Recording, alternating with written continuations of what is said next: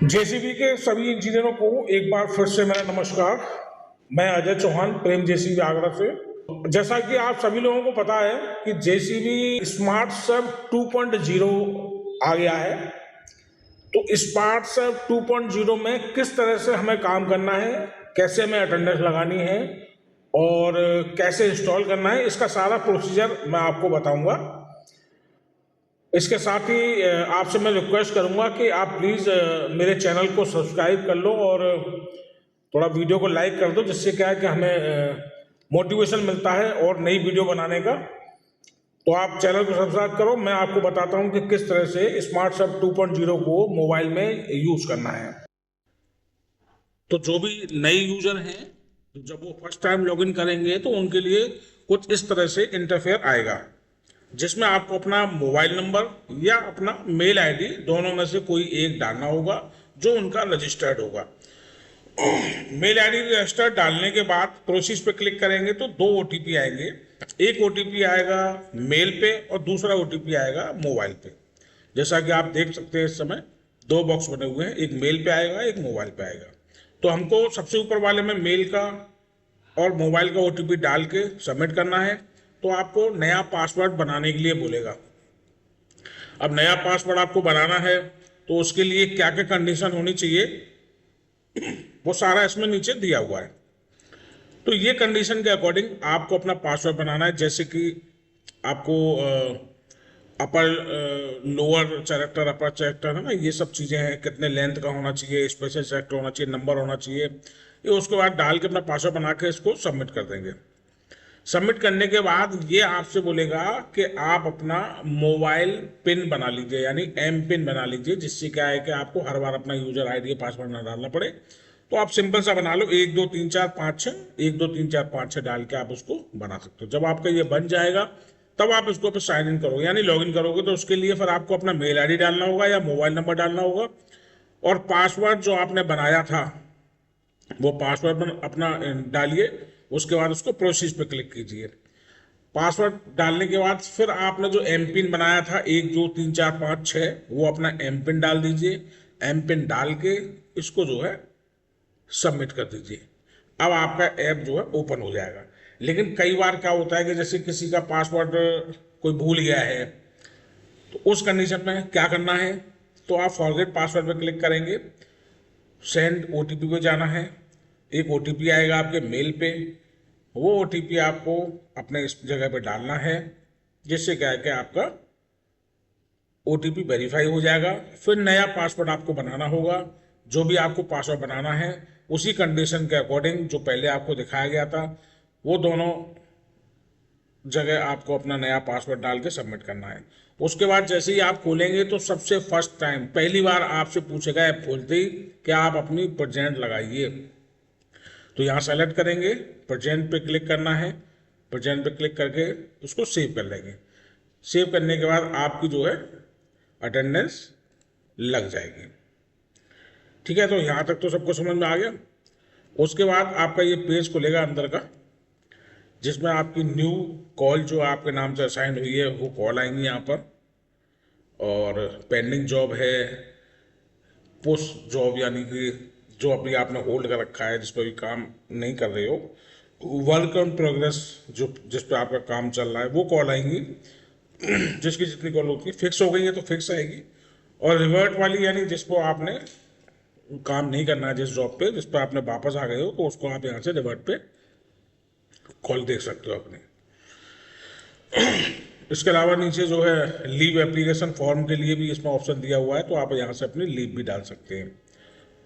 जिसके बाद फिर अप्रूवल के लिए सीनियर डिपार्टमेंट के पास जाएगा, तो इसको हम अप्रूव करवा सकते हैं।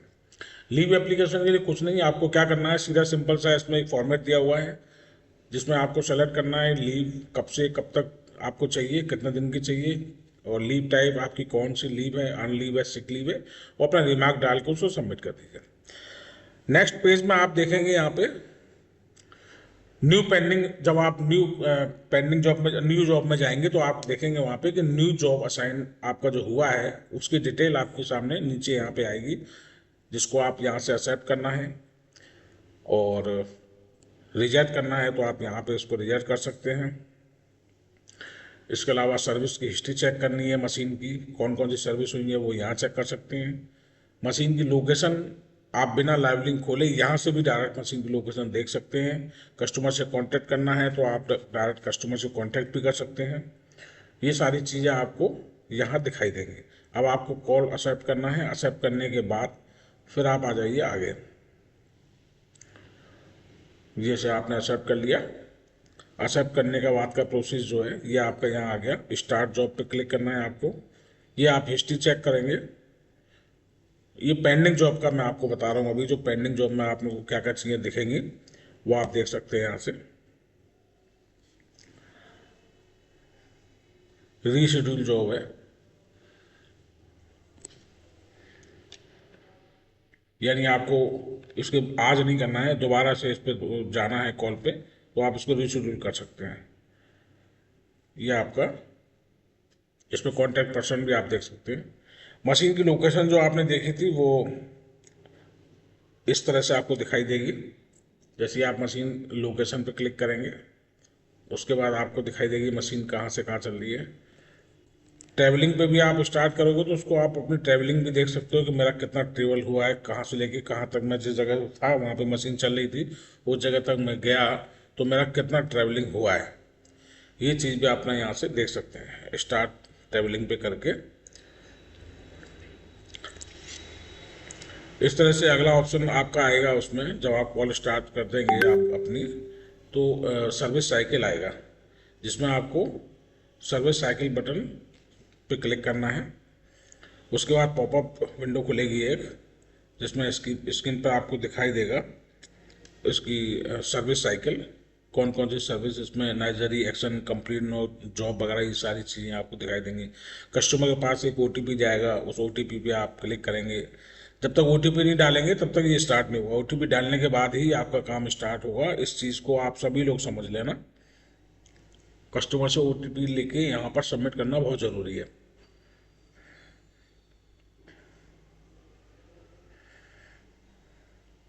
ये माई सर्विस कॉल यानी वर्क इन प्रोग्रेस टैब है। जब भी आप कॉल स्टार्ट करेंगे सबसे पहले कॉल स्टार्ट करते समय आपको प्री फोटो इंस्टॉल करने होंगे। जब तक प्री फोटो इंस्टॉल नहीं करोगे तब तक आपका जॉब स्टार्ट नहीं होगा। प्री फोटो में आपको machine serial number, complete machine का फोटो, HMR का फोटो, इसके अलावा कंप्लेंट का डिस्क्रिप्शन चाहिए होगा, कंप्लीट मशीन की वीडियो चाहिए होगी एक, और कस्टमर का वीडियो अगर है तो अच्छी बात है, कस्टमर का वीडियो भी लेना है आपको अपलोड करने के लिए कि जो कस्टमर कंप्लेंट बता रहा है वो। उसके बाद आप यहाँ से अपलोड कर देंगे। अपलोड करने के बाद आप चलिए आगे चलते हैं। आगे ये एस्टिमेट वाला बटन है, इसमें आप कस्टमर को एस्टिमेट दे सकते हैं। इसमें सुपरवाइजर का नाम वगैरह डाल के उसको सबमिट कर देंगे। उसके बाद आगे जाएंगे। उसके बाद आप एक एस्टिमेट बना के पार्ट्स का और लेबर का जो भी आपने काम किया है उसको यहाँ से सबमिट कर सकते हैं। ठीक है, यहाँ तक समझ गए सब लोग। चलिए आगे देखते हैं। पार्ट्स और लेबर, कस्टमर स्टॉक, यहाँ पार्ट नंबर लिखा हुआ है वो अगर आपके पास है तो डाल दीजिए, अगर नहीं है तो पार्ट्स का फोटो है तो उसको डाल दीजिए। उसके बाद अगला आएगा SBR का है। ये मेन पार्ट है आपका SBR बनाना।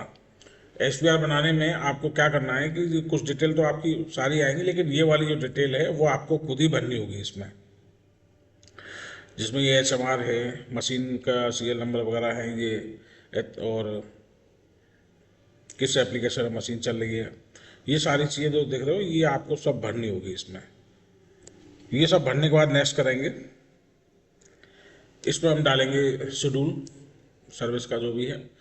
हाँ, ये ऊपर वाले जितने भी ऑप्शन है ये सारे के सारे हमें कंप्लीट करने होंगे।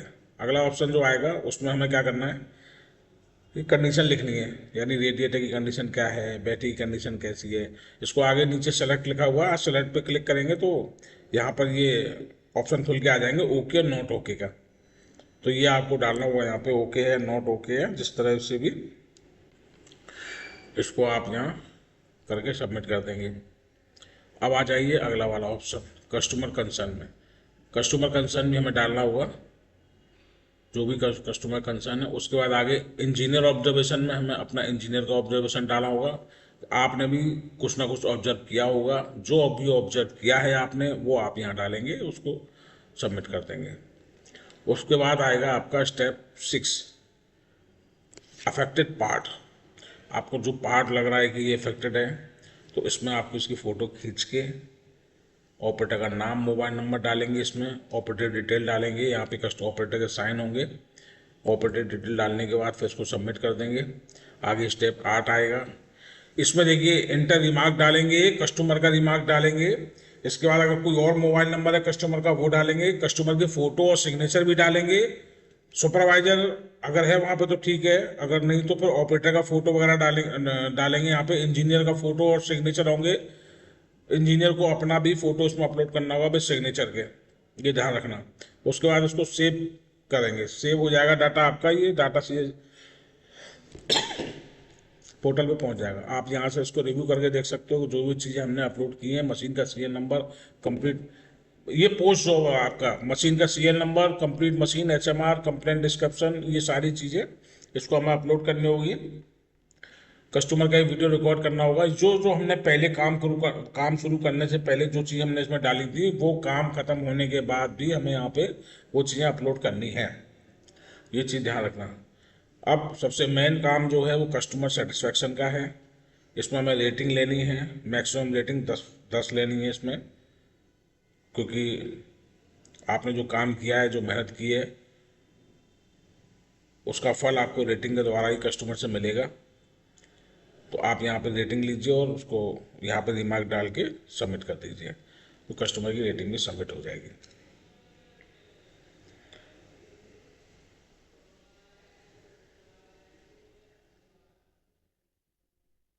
इसको सबमिट कर दीजिए,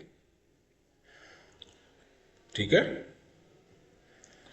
सबमिट करेंगे तो लास्ट में फिर एक ओटीपी कस्टमर के पास जाएगा, जिस ओटीपी को आप यहाँ डालेंगे उसको, उसके बाद उसको सबमिट कर देंगे, तो ये आपका वर्क डन हो जाएगा, यानी कि आपकी कॉल कंप्लीट हो जाएगी। ओटीपी जब तक आप नहीं डालेंगे लास्ट में, तब तक ये आपका वर्क डन नहीं होगा। तो यहाँ पे ओटीपी डाल के इसको सबमिट कर देना।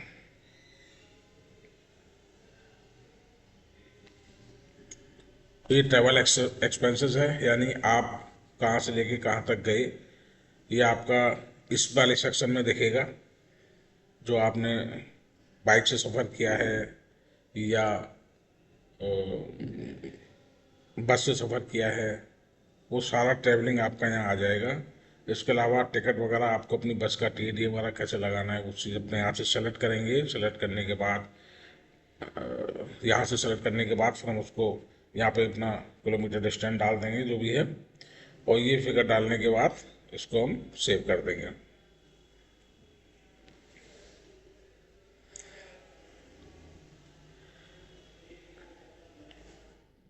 ठीक है। अच्छा, इसके अलावा कई बार जैसे हमने आप लोगों ने देखा होगा, हम लोग टैग वेब बनाते हैं, तो टैग वेब की तरह ही इस पर भी आप अपने प्रोडक्ट की, यानी कि जिस मशीन पे आप गए हो उस तरह से आप यहाँ पर भी टिकट रेज कर सकते हो।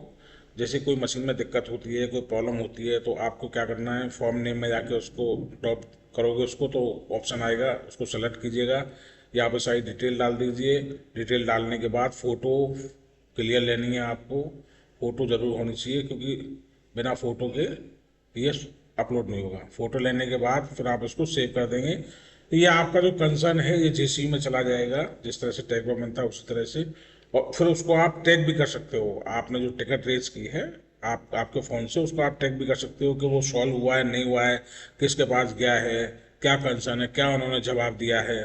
तो ये सारी चीज़ें, कोई भी प्रोडक्ट को लेकर अगर कंसर्न होता है, कुछ भी मशीन में दिक्कत है, अगर उसको लेके कोई कंसर्न है, तो आप यहाँ सबमिट कर देंगे तो उसका जवाब भी आपको मिलेगा। क्या जवाब मिला है तो आप यहाँ से देख सकते हैं कि वो क्लोज हो गया है, उन्होंने क्या अपडेट किया है, वो सब चीज़ें।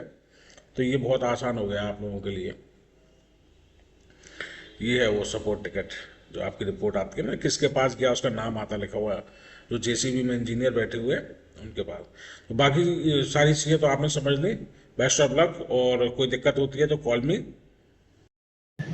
तो आशा करता हूँ काफ़ी कुछ समझ में आ गया होगा आप लोगों को। अगर किसी को कोई दिक्कत होती है तो मेरा नंबर है 7500 658800। आप मुझे इस पर कॉल करके कभी भी जानकारी ले सकते हैं स्मार्ट सर्फ 2.0 के बारे में, मैं आपको बताऊंगा। आगे की इसी तरह की वीडियो देखने के लिए चैनल को सब्सक्राइब करें और वीडियो को लाइक करें। नमस्कार।